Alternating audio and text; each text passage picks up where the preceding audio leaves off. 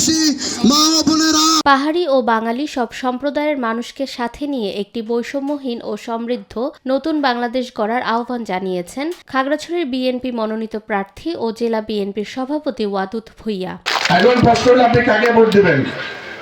৩রা ফেব্রুয়ারি মঙ্গলবার বিকাল ৩:৩০ থেকে মাটিরাঙ্গা পৌরসভার নবীনগর, গাজীনগর, পলাশপুর, বাবুপাড়া, চৌধুরীপাড়া, মুসলিমপাড়া এবং মাটিরাঙ্গা সদর ইউনিয়নের ওয়াসো এলাকায় নির্বাচনী গণসংযোগ ও পথসভায় ওয়াদুদ ভূঁইয়া এসব কথা বলেন।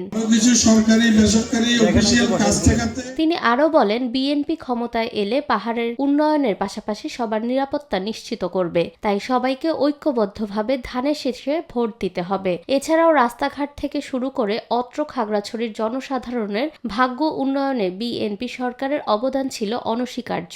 আগামী 12ই ফেব্রুয়ারি জাতীয় সংসদ নির্বাচনে ধানের শীষে ভোট দিয়ে বিএনপিকে বিজয়ী করে দুঃশাসন দূর ও ন্যায় বিচার প্রতিষ্ঠা করার আহ্বান জানান তিনি। যাতে তারা 2 টাকা ইনকাম করতে পারে, আয় করতে পারে।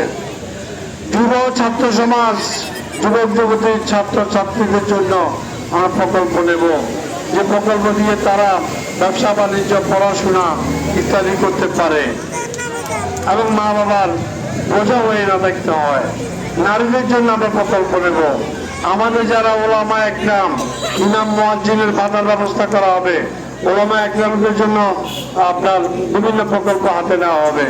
এ সময় খাগড়াছড়ি জেলা বিএনপির সহসভাপতি নাসির আহমেদ চৌধুরী, বীর মুক্তিযোদ্ধা মহেন্দ্র কিশোর ত্রিপুরা, মাটিরাঙ্গা পৌর বিএনপির সভাপতি মোহাম্মদ শাহজালাল কাজল, জেলা বিএনপির ত্রাণ ও পুনর্বাসন বিষয়ক সম্পাদক মোহাম্মদ বাদশা মিয়া সহ বিএনপি ও অঙ্গ সংগঠনের নেতাকর্মীরা উপস্থিত ছিলেন।